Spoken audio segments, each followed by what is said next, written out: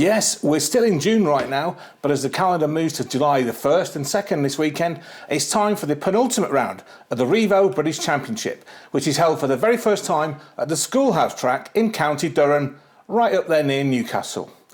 Day 1 Saturday is for youths, but it also clashes with the opening World Supercross Championship round at Villa Park in Birmingham. And with roughly a 4-hour drive between the two events, it means it's ruining the chances of any British Championship hopefuls having a go at racing the likes of Ken Roxon.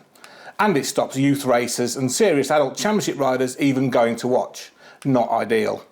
But Schoolhouse is on, and the track has been revamped by terraformers Johnny Douglas Hamilton, and he definitely knows a thing or two about building some incredible tracks, like the GP circuit at Matterley.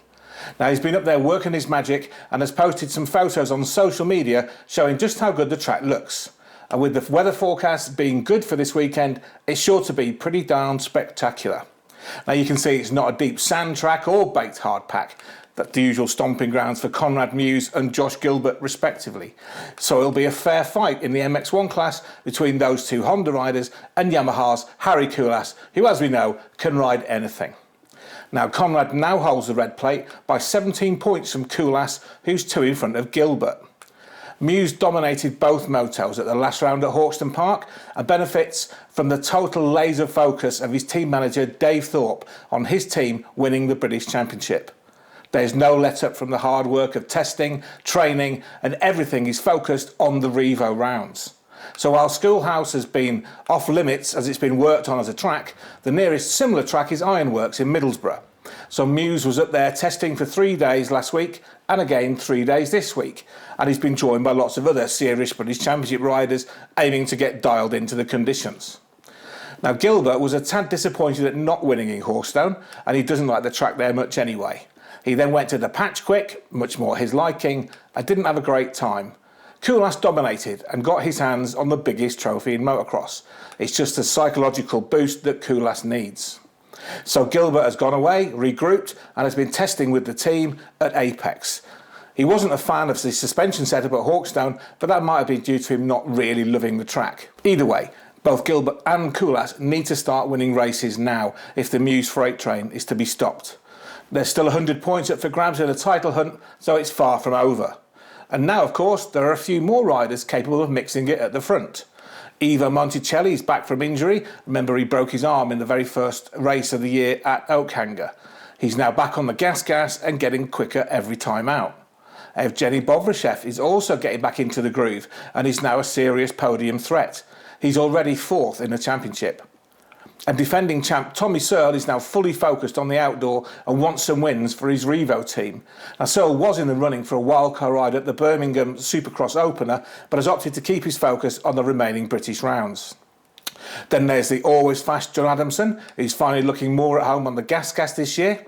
Plus South African Tristan Purden, who's definitely edging towards the front with every event.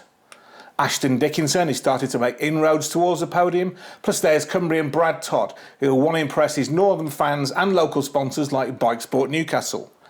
And the event sees the return of Apico Husky rider Martin Barr, who banged himself up at the Blacksall round.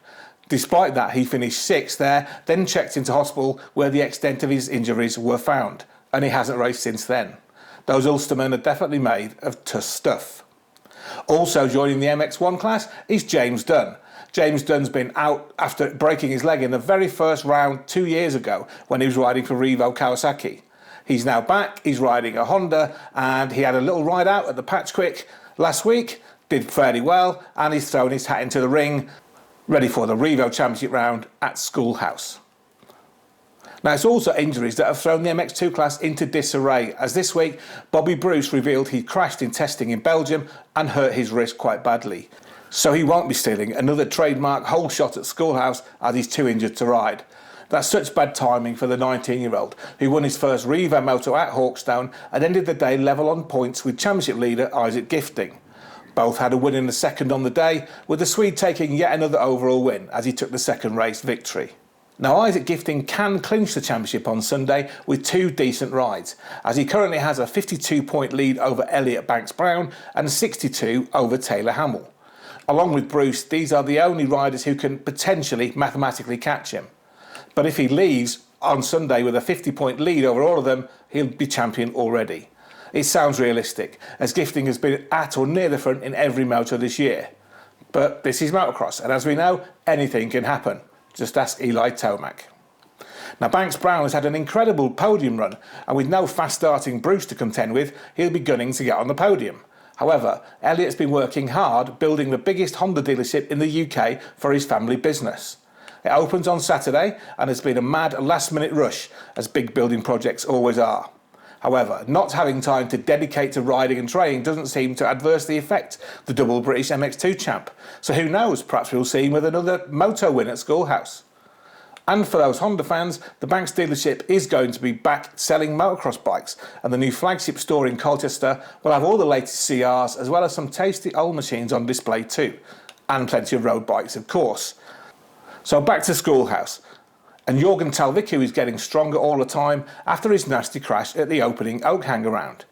Mel Pocock is having fun riding again, and he's quick, and local lad Colin Husband is gagging to show what he can do at his local track.